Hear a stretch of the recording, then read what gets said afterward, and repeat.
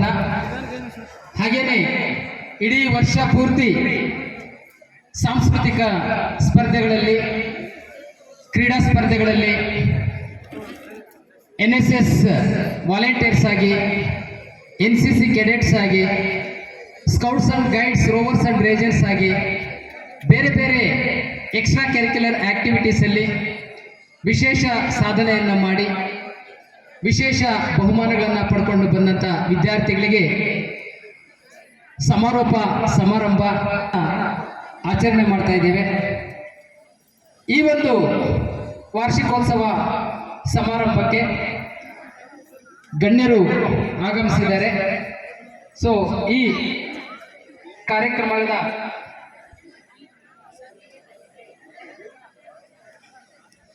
ಮೊದಲಿಗೆ ನಾವು ಪ್ರಾರ್ಥನೆ ಹಾಡೋದ್ರ ಮೂಲಕ ಈ ಕಾರ್ಯಕ್ರಮವನ್ನು ಪ್ರಾರಂಭ ಮಾಡೋಣ. ಈ ಪ್ರಾರ್ಥನಾ ಇಂದು ನಮ್ಮ ಕಾಲೇಜಿನಲ್ಲಿ 2024 ಮತ್ತು 25ನೇ ಸಾಲಿನ ಸಾಂಸ್ಕೃತಿಕ ಕ್ರೀಡೆ NSS, NCC, ಯುವ ರೆಡ್ ಕ್ರಾಸ್, ರೋವರ್ಸ್ ಮತ್ತು ರೇಂಜರ್ಸ್ ಹಾಗೂ ಇತರೆ ಚಟುವಟಿಕೆಗಳ ಸಮಾರೋಪ ಹಾಗೂ ಕಾಲೇಜು ವಾರ್ಷಿಕೋತ್ಸವ ಸಮಾರಂಭವನ್ನು ಹಮ್ಮಿಕೊಳ್ಳಲಾಗಿದೆ. ಈ ಕಾರ್ಯಕ್ರಮಕ್ಕೆ ನಮ್ಮ KGF ತಾಲೂಕಿನ ಜನಪ್ರಿಯ ಶಾಸಕರಾದಂಥ ಡಾಕ್ಟರ್ ರೂಪಕಲಾ ಎಂ ಶಶಿಧರ್ ಅವರು ಅಧ್ಯಕ್ಷರು, ಕರ್ನಾಟಕ ರಾಜ್ಯ ಕರಕುಶಲ ಅಭಿವೃದ್ಧಿ ನಿಗಮ ನಿಯಮಿತ, ಕರ್ನಾಟಕ ಸರ್ಕಾರ ಅಧ್ಯಕ್ಷರು, ಕಾಲೇಜು ಅಭಿವೃದ್ಧಿ ಸಮಿತಿ, ಸರ್ಕಾರಿ ಪ್ರಥಮ ದರ್ಜೆ ಕಾಲೇಜು ಅವರು ಈ ಕಾರ್ಯಕ್ರಮದಲ್ಲಿ ಭಾಗಿಯಾಗಬೇಕಾಗಿತ್ತು. ಅನ್ಯ ಕಾರ್ಯ ನಿಮಿತ್ತ ಅವರು ಭಾಗಿಯಾಗೋದಕ್ಕೆ ಸಾಧ್ಯ ಆಗದೇ ಇರೋ ಕಾರಣ ಅವರ ಅನುಪಸ್ಥಿತಿಯಲ್ಲಿ ಅವರಿಗೆ ನಮ್ಮ ಪ್ರಾಂಶುಪಾಲರ ಪರವಾಗಿ, ಕಾಲೇಜಿನ ಪರವಾಗಿ, ನಿಮ್ಮೆಲ್ಲರ ಪರವಾಗಿ ಹೃದಯಪೂರ್ವಕ ಸುಸ್ವಾಗತವನ್ನು ಬಯಸ್ತಾ ಇದ್ದೀನಿ. ಹಾಗೂ ಈ ಕಾರ್ಯಕ್ರಮದಲ್ಲಿ ಕರ್ನಾಟಕ ರಾಜ್ಯದ ಜನಪ್ರಿಯ ಗಾಯಕರು, ಚಳುವಳಿಗಾರರು, ಹೋರಾಟಗಾರರು ಹಾಗೂ ಪ್ರಸ್ತುತ ಅಧ್ಯಕ್ಷರು, ಜಾನಪದ ಅಕಾಡೆಮಿ ಹಾಗೂ ಸದಸ್ಯರು ಡಾಕ್ಟರ್ H. ನರಸಿಂಹಯ್ಯ ವಿಜ್ಞಾನ, ಶೈಕ್ಷಣಿಕ, ಸಾಂಸ್ಕೃತಿಕ ಮತ್ತು ಪ್ರವಾಸೋದ್ಯಮ ಅಭಿವೃದ್ಧಿ ಪ್ರಾಧಿಕಾರ, ಕರ್ನಾಟಕ ಸರ್ಕಾರ ಆಗಿರುವಂಥ ಶ್ರೀ ಗೊಲ್ಲಳ್ಳಿ ಶಿವಪ್ರಸಾದ್ ಸರ್ ಅವರು ಇಂದಿನ ಕಾರ್ಯಕ್ರಮದ ಮುಖ್ಯ ಅತಿಥಿಗಳಾಗಿ ಆಗಮಿಸಿ ಕಾರ್ಯಕ್ರಮದಲ್ಲಿ ಭಾಗಿಯಾಗಿದ್ದಾರೆ. ಅವರಿಗೆ ಕಾಲೇಜಿನ ಪರವಾಗಿ, ಪ್ರಾಂಶುಪಾಲರ ಪರವಾಗಿ, ನಿಮ್ಮೆಲ್ಲರ ಪರವಾಗಿ ಹೃದಯಪೂರ್ವಕ ಸುಸ್ವಾಗತವನ್ನು ಬಯಸ್ತಾ ಇದ್ದೇನೆ.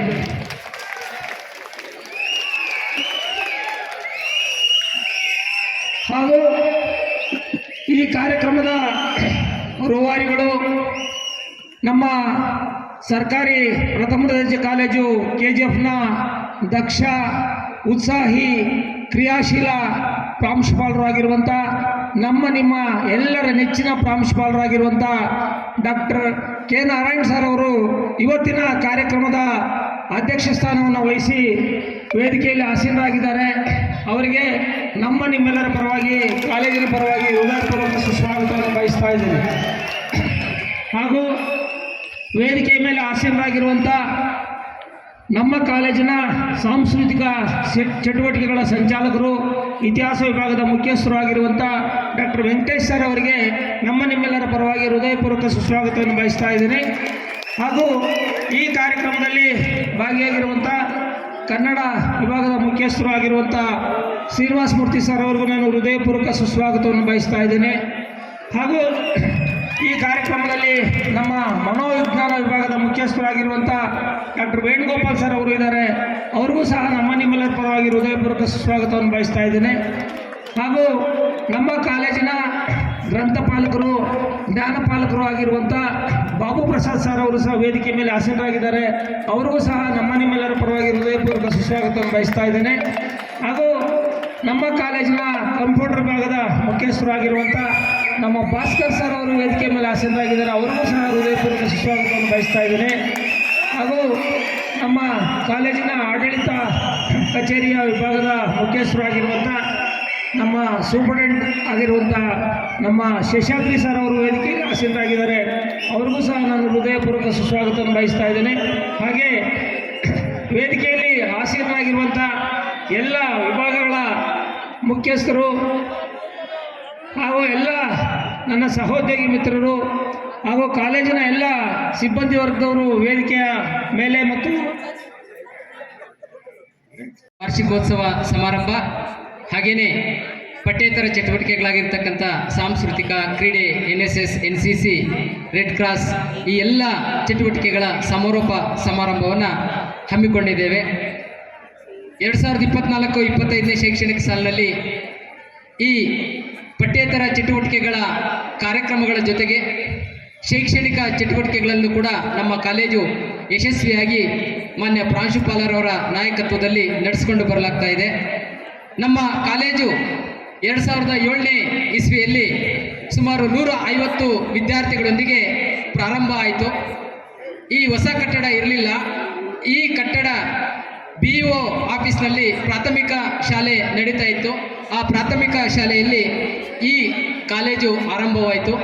ನಂತರ 2018ರಲ್ಲಿ ಈ ಬಿಲ್ಡಿಂಗ್ಗೆ ನಮ್ಮ ಕಾಲೇಜು ಶಿಫ್ಟ್ ಆಯಿತು ಅಂತೇಳಿಕ್ಕೆ ನಾನು ಬಯಸ್ತೇನೆ. ಆಗ ನಮ್ಮ ಕಾಲೇಜಿನಲ್ಲಿ BA BCom BSc BBA ಈ 4 ಕೋರ್ಸ್ಗಳಿಂದ ಪ್ರಾರಂಭ ಆದಂತಹ ಒಂದು ಕಾಲೇಜು ಈಗ BA BCom BBA BSc ಜೊತೆಗೆ BCom ಲಾಜಿಸ್ಟಿಕ್ BCA ಮತ್ತು MCom ಸ್ನಾತಕೋತ್ತರ ಪದವಿಯನ್ನು ಒಳಗೊಂಡು ಇವತ್ತು ಸುಮಾರು 1240 ವಿದ್ಯಾರ್ಥಿಗಳು ನಮ್ಮ ಕಾಲೇಜಿನಲ್ಲಿ ವ್ಯಾಸಂಗವನ್ನು ಮಾಡ್ತಾ ಇದ್ದೇವೆ. ಇದಕ್ಕೆಲ್ಲ ಕಾರಣೀಭೂತರು ಯಾರು ಅಂತಂದರೆ ನಮ್ಮ KGF ವಿಧಾನಸಭಾ ಕ್ಷೇತ್ರದ ಜನಪ್ರಿಯ ಶಾಸಕರು ಹಾಗೆಯೇ ನಮ್ಮ ಕಾಲೇಜು ಅಭಿವೃದ್ಧಿ ಸಮಿತಿಯ ಅಧ್ಯಕ್ಷರು ಆಗಿರ್ತಕ್ಕಂಥ ಡಾಕ್ಟರ್ ರೂಪಕಲಾ ಶಶಿಧರಂ ಮೇಡಮ್ ಅವರ ಸಹಕಾರದೊಂದಿಗೆ ಇವತ್ತು ಈ ಕಟ್ಟಡದಲ್ಲಿ ಸುಸಜ್ಜಿತವಾಗಿರ್ತಕ್ಕಂತಹ ಕ್ಲಾಸ್ ರೂಮ್ಸ್ ಇದ್ದಾವೆ, ಗ್ರಂಥಾಲಯ ಇದೆ, ಲ್ಯಾಬ್ರೇಟರೀಸ್ ಇದ್ದಾವೆ, ಹಾಗೆಯೇ ಸ್ಮಾರ್ಟ್ ಕ್ಲಾಸ್ ರೂಮ್ಗಳನ್ನು ಕೂಡ ನಾವು ಈ ಕಟ್ಟಡದಲ್ಲಿ ಪ್ರಾರಂಭ ಮಾಡಿದ್ದೇವೆ. ಇದಕ್ಕೆಲ್ಲನೂ ಕೂಡ ಕಾರಣ ಈ ಕ್ಷೇತ್ರದ ಶಾಸಕರಾಗಿರ್ತಕ್ಕಂಥ ರೂಪಕಲಾ ಮೇಡಮ್ ಅವರು. ಜೊತೆಗೆ 2024ನೇ ವರ್ಷದಲ್ಲಿ ನಮ್ಮ ಕಾಲೇಜು PM ಉಷಾ ಅನ್ನುವಂತಹ ಒಂದು ಯೋಜನೆಗೆ ಒಳಪಟ್ಟಿದೆ. ಇಡೀ ಕರ್ನಾಟಕ ರಾಜ್ಯದಲ್ಲಿ 21 ಕಾಲೇಜುಗಳು ಮಾತ್ರ ಈ ಒಂದು PM ಉಷಾ ಅನ್ನುವಂಥ ಯೋಜನೆಗೆ ಒಳಪಟ್ಟಿದ್ದೇವೆ. ಅದರಲ್ಲಿ ನಮ್ಮ ಕಾಲೇಜು ಕೂಡ ಒಂದು. ಈ PM ಉಷಾ ಯೋಜನೆಯಡಿಯಲ್ಲಿ ಸುಮಾರು 5 ಕೋಟಿ ರೂಪಾಯಿಗಳು ನಮ್ಮ ಕಾಲೇಜಿಗೆ ಅನುದಾನ ಆಗಿದೆ. ಅದರಲ್ಲಿ ಇನ್ನಷ್ಟು ಸುಸಜ್ಜಿತವಾಗಿರ್ತಕ್ಕಂಥ ಕಟ್ಟಡಗಳನ್ನು ನಿರ್ಮಾಣ ಮಾಡಲಿಕ್ಕೆ ನಾವಿವಾಗಲೇ ಪ್ಲಾನ್ ಮಾಡಿದ್ದೀವಿ, ಯೋಜನೆಯನ್ನು ರೂಪಿಸಿ ನಮ್ಮ ಕಾಲೇಜು ಶಿಕ್ಷಣ ಇಲಾಖೆಯಿಂದ ಆ ಡೀಟೇಲ್ ಪ್ರಾಜೆಕ್ಟ್ ರಿಪೋರ್ಟನ್ನು ಕೂಡ ಅಕ್ಸೆಪ್ಟ್ ಮಾಡಲಾಗಿದೆ. ಈ ಒಂದು ಯೋಜನೆಯಲ್ಲಿ ನಮ್ಮ ಕಾಲೇಜಿನಲ್ಲಿ ಒಂದು ಮುಂದೆ ನೀವು ಮೇಡಮ್ ಅವರು ಯಾವಾಗಲೂ ಕೂಡ ನಿಮ್ಗೆ ಆಶ್ವಾಸನೆಯನ್ನು ಕೊಡ್ತಾ ಇದ್ರಿ MLA ಮೇಡಮ್ ಅವರು. ಸೊ ಮುಂದಿನ ಸಲ ನೀವು ಇಂಥ ಪೆಂಡಲ್ ಅಡಿಯಲ್ಲಿ ಕುಳಿತುಕೊಳ್ಳೋ ವ್ಯವಸ್ಥೆ ಇಲ್ಲ, ಒಂದು ಸುಸಜ್ಜಿತವಾಗಿರ್ತಕ್ಕಂಥ ಓಪನ್ ಏರ್ ಆಡಿಟೋರಿಯಂ ನಿಮಗೆ ನಿರ್ಮಾಣ ಮಾಡಿಕೊಡ್ತೀವಿ ಅಂತ ಹೇಳ್ತಾ ಇದ್ರು. ಸೊ ಆ ಒಂದು ಸುಸಜ್ಜಿತವಾಗಿರ್ತಕ್ಕಂಥ ಆಡಿಟೋರಿಯಮನ್ನು PM ಉಷಾ ಅನುದಾನದಲ್ಲಿ ನಾವು ಕನ್ಸ್ಟ್ರಕ್ಟ್ ಮಾಡೋದಕ್ಕೆ ಸಿದ್ಧತೆಯನ್ನು ಮಾಡಿಕೊಂಡಿದ್ದೇವೆ. ಅದೇ ರೀತಿಯಲ್ಲಿ ಒಂದು ಆಧುನಿಕ ಸೌಲಭ್ಯಗಳನ್ನು ಒಳಗೊಂಡಿರ್ತಕ್ಕಂಥ ಅಕಾಸ್ಟಿಕ್ ಮಾದರಿಯಲ್ಲಿ ಒಂದು ಸೆಮಿನಾರ್ ಹಾಲನ್ನು ಕೂಡ PM ಉಷಾ ಅನುದಾನದಲ್ಲಿ ನಿರ್ಮಾಣ ಮಾಡಲಿಕ್ಕೆ ನಾವು ಯೋಜನೆಯನ್ನು ಹಾಕ್ಕೊಂಡಿದ್ದೇವೆ. ಇದಕ್ಕೆಲ್ಲನೂ ಕೂಡ ನಮ್ಮ ಕಾಲೇಜು ಶಿಕ್ಷಣ ಇಲಾಖೆ ಮತ್ತು ಈ ಕ್ಷೇತ್ರದ MLA ಮೇಡಮ್ ಅವರು ಭಾಳ ಸಹಕಾರವನ್ನು ನೀಡಿದ್ದಾರೆ ಅಂತಕ್ಕಂಥದ್ದು. ಸೊ ಅದರ ಜೊತೆಗೆ ರಿನೋವೇಷನನ್ನು ಕೂಡ ಮಾಡ್ಕೊಳ್ತಾ ಇದ್ದೀವಿ. ಅಂದರೆ ಲ್ಯಾಬ್ಸನ್ನು ಇನ್ನಷ್ಟು ಉನ್ನತೀಕರಣಗೊಳಿಸಬೇಕು, ಅದೇ ರೀತಿಯಾಗಿ ಲೈಬ್ರರಿಯನ್ನು ಅತ್ಯಾಧುನಿಕವಾಗಿರ್ತಕ್ಕಂಥ ರೀತಿಯಲ್ಲಿ ಉನ್ನತೀಕರಣಗೊಳಿಸಬೇಕು, ಶೌಚಾಲಯಗಳನ್ನು ಕೂಡ ಹೈಜಿನಿಕ್ ಆಗಿ ಪ್ರಾರಂಭ ಮಾಡಬೇಕು ಅಂತ ಹೇಳ್ಬಿಟ್ಟು PM ಉಷಾ ಅನ್ನುವಂಥ ಯೋಜನೆಯಲ್ಲಿ ನಾವು ಇದು ಮಾಡ್ಕೊಂಡಿದ್ದೀವಿ. ಸೊ ಇದಕ್ಕೆ ಬೇರೆ ಬೇರೆ ರೂಪದಲ್ಲಿ 5 ಲಕ್ಷ ರೂಪಾಯಿದಲ್ಲಿ ಅನುದಾನ ನಾವು ವಿಭಜನೆ ಮಾಡ್ಕೊಂಡಿದ್ದೀವಿ. ಇದಕ್ಕೆಲ್ಲ ಕಾರಣ ಇದಷ್ಟೇ ಅಲ್ಲ, ಈ ಕಾಲೇಜು ಇವತ್ತು ಅತ್ಯಂತ ಯಶಸ್ವಿಯಾಗಿ ನಡೆಯೋದಕ್ಕೆ ಬಹಳ ಮುಖ್ಯ ಕಾರಣ ಆಗಿರ್ತಕ್ಕಂಥವರು ಪ್ರಾಂಶುಪಾಲರು ಮತ್ತು ನಮ್ಮ ಕಾಲೇಜಿನಲ್ಲಿ ಇದ್ದಂತಹ ನುರಿತ ಅನುಭವ ಹೊಂದಿರತಕ್ಕಂಥ ಎಲ್ಲ ಅಧ್ಯಾಪಕರ ಸಹಕಾರದೊಂದಿಗೆ ಇವತ್ತು ಈ ಕಾಲೇಜು ಈ ಮಟ್ಟಕ್ಕೆ ಬಂದಿದೆ. ಸೊ ಇಲ್ಲಿ 18 ಜನ ಉಪನ್ಯಾಸಕರ ಅಧ್ಯಾಪಕರು ಕರ್ತವ್ಯವನ್ನು ನಿರ್ವಹಿಸ್ತಾ ಇದ್ದಾರೆ. ಅದೇ ರೀತಿಯಾಗಿ ಬೋಧಕೇತರ ಸಿಬ್ಬಂದಿಯವರು ಕೂಡ ಇಲ್ಲಿ 2 ಬೋಧಕೇತರ ಸಿಬ್ಬಂದಿ ಮತ್ತು ಟೈಪಿಸ್ಟ್ಗಳು ಮತ್ತು D ಗ್ರೂಪ್ ನೌಕರರು, ಭದ್ರತಾ ಸಿಬ್ಬಂದಿನೂ ಕೂಡ ನಮ್ಮ ಕಾಲೇಜಿನಲ್ಲಿ ಕರ್ತವ್ಯವನ್ನು ನಮ್ಮ ಸೇವೆಯನ್ನು ಸಲ್ಲಿಸ್ತಾ ಇದ್ದಾರೆ. ಸೊ ಹಾಗಾಗಿ ಸದರಿ ಸಾಲಿನಲ್ಲಿ ನಮ್ಮ ಪಠ್ಯೇತರ ಚಟುವಟಿಕೆಗಳಲ್ಲಿ ಹಲವಾರು ಸಮಿತಿಗಳು ಕಾರ್ಯವನ್ನು ನಿರ್ವಹಣೆ ಮಾಡಿದ್ದೇವೆ. ಸೊ ಅದರಲ್ಲಿ red cross, youth red cross ಅನ್ನುವಂತಹ ಒಂದು ಘಟಕ ಇದೆ. ಆ ಯೂತ್ ರೆಡ್ ಕ್ರಾಸ್ ಘಟಕದ ಸಂಚಾಲಕರಾಗಿ ಮರಿಯಾ ರಜಾತಿ ಮೇಡಮ್ ಅವರು ಕರ್ತವ್ಯ ನಿರ್ವಹಿಸ್ತಾ ಇದ್ದಾರೆ. ಅವರ ಒಂದು ಈ ಯೂತ್ ರೆಡ್ ಕ್ರಾಸ್ ಅನ್ನೋದು ಇದರಲ್ಲಿ ಅಡಿಯಲ್ಲಿ ನಾವು ಬ್ಲಡ್ ಡೊನೇಷನ್ ಕ್ಯಾಂಪನ್ನು ಆರ್ಗನೈಸ್ ಮಾಡಿದ್ದೇವೆ ಈ ಶೈಕ್ಷಣಿಕ ಸಾಲಿನಲ್ಲಿ. ಅದೇ ರೀತಿಯಾಗಿ ದಂತ ತಪಾಸಣಾ ಶಿಬಿರವನ್ನು ಏರ್ಪಾಡು ಮಾಡಿದ್ದೇವೆ. ಆರೋಗ್ಯ ತಪಾಸಣಾ ಶಿಬಿರವನ್ನು ಕೂಡ ನಾವು ಆಯೋಜನೆ ಮಾಡಿದ್ದೇವೆ. ಹಾಗೆಯೇ ಇಕೋ ಕ್ಲಬ್ ಮೂಲಕ ಪರಿಸರ ದಿನಾಚರಣೆಯನ್ನು ಕೂಡ ನಮ್ಮ ಕಾಲೇಜಿನಲ್ಲಿ ಆಯೋಜನೆ ಮಾಡಿದ್ದೇವೆ. ಹಾಗೆಯೇ ನಮ್ಮ ಕಾಲೇಜಿನಲ್ಲಿ ಸಾಂಸ್ಕೃತಿಕ ಸಮಿತಿಯೂ ಕೂಡ ಕಾರ್ಯನಿರ್ವಹಿಸ್ತಾ ಇದೆ. ಸಾಂಸ್ಕೃತಿಕ ಸಮಿತಿಯ ಸಂಚಾಲಕರಾಗಿ ಡಾಕ್ಟರ್ ವೆಂಕಟೇಶ್ ವಿ ಆದಂಥ ನಾನು ಈ ಒಂದು ಸಮಿತಿಯ ಅಡಿಯಲ್ಲಿ ಅನೇಕ ಕಾರ್ಯಕ್ರಮಗಳನ್ನು ಈ ಶೈಕ್ಷಣಿಕ ಸಾಲಿನಲ್ಲಿ ವಿದ್ಯಾರ್ಥಿಗಳಿಗಾಗಿ ಹಮ್ಮಿಕೊಂಡಿದ್ದೇನೆ ಅಂತ ಹೇಳಿಕೆ ನಾನು ಇಚ್ಛಪಡ್ತೇನೆ. ಸೊ ಇಲ್ಲಿ ಬಹಳ ಮುಖ್ಯವಾಗಿ ಸಾಂಸ್ಕೃತಿಕ ಸಮಿತಿಯ ವತಿಯಿಂದ ರಾಷ್ಟ್ರೀಯ ಹಬ್ಬಗಳಾಗಿರ್ತಕ್ಕಂಥ ಆಗಸ್ಟ್ 15 ಸ್ವಾತಂತ್ರ್ಯ ದಿನಾಚರಣೆಯ ಸಮಾರಂಭ, ಹಾಗೆಯೇ ಗಣರಾಜ್ಯೋತ್ಸವ ಸಮಾರಂಭ, ಈ ರೀತಿಯಾಗಿರ್ತಕ್ಕಂಥ ರಾಷ್ಟ್ರೀಯ ಹಬ್ಬಗಳನ್ನು ಅತ್ಯಂತ ಅರ್ಥಗರ್ಭಿತವಾಗಿ ಸಾಂಸ್ಕೃತಿಕ ಸಮಿತಿಯಿಂದ, NSS ಇಂದ, NCC ಇಂದ ನಾವು ಆಚರಣೆ ಮಾಡಿಕೊಂಡು ಬಂದಿದ್ದೇವೆ. ಅದೇ ರೀತಿಯಾಗಿ ಈ ಒಂದು ಸಾಂಸ್ಕೃತಿಕ ಸಮಿತಿಯ ಅಧೀನದಲ್ಲಿ ನಾವು ನಮ್ಮ ರಾಷ್ಟ್ರೀಯ ನಾಯಕರಾಗಿರ್ತಕ್ಕಂಥವರು ದೇಶಕ್ಕೆ ಸೇವೆಯನ್ನು ಸಲ್ಲಿಸಿ ಅವರ ಹೆಸರಿನಲ್ಲಿ ನಾವು ಅವರ ಜಯಂತಿಯನ್ನು ಆಚರಣೆ ಮಾಡೋದರ ಮೂಲಕನೂ ಕೂಡ ಸಾಂಸ್ಕೃತಿಕ ಸಮಿತಿಯಿಂದ ಹಲವಾರು ವಿಚಾರಗಳನ್ನು ವಿದ್ಯಾರ್ಥಿಗಳಿಗೆ ತಿಳಿಸಿಕೊಟ್ಟಿದ್ದೇವೆ. ಸೊ ಅದರಲ್ಲಿ ಮಹಾತ್ಮ ಗಾಂಧೀಜಿ ಜಯಂತಿ ಆಗಿರ್ಬೋದು, ಕನಕದಾಸರ ಜಯಂತಿ ಆಗಿರ್ಬೋದು, ಸರ್ದಾರ್ ವಲ್ಲಭಾಯಿ ಪಟೇಲರ ಜಯಂತಿ ಆಗಿರ್ಬೋದು, ಸ್ವಾಮಿ ವಿವೇಕಾನಂದರ ಜಯಂತಿ ಆಗಿರ್ಬೋದು, ಹಾಗೆಯೇ ಮಹಾತ್ಮ ಜ್ಯೋತಿಬಾ ಫುಲೆ ಅವರ ಜಯಂತಿ, ಹಾಗೆಯೇ ಡಾಕ್ಟರ್ BR ಅಂಬೇಡ್ಕರ್ ಅವರ ಜಯಂತಿ, ಮತ್ತು ಅದೇ ರೀತಿಯಾಗಿ ಡಾಕ್ಟರ್ ಬಾಬು ಜಗಜೀವನ್ ರಾಮ್ ಜಯಂತಿ. ಸೊ ಹೀಗೆ ಮಹನೀಯರ ಜಯಂತಿಗಳನ್ನು ಆಚರಣೆ ಮಾಡೋದ್ರ ಮೂಲಕ ಅವರ ಆದರ್ಶಗಳನ್ನು, ಅವರ ಒಂದು ಕನಸಿನ ಭಾರತವನ್ನು ನಿರ್ಮಾಣ ಮಾಡಬೇಕು ಅಂತ ಹೇಳ್ಬಿಟ್ಟು ವಿದ್ಯಾರ್ಥಿಗಳಲ್ಲಿ ಹುರಿದುಂಬಿಸ್ತಕ್ಕಂಥ ಒಂದು ಕೆಲಸವನ್ನು ಕೂಡ ನಾವು ಮಾಡಿದ್ದೇವೆ.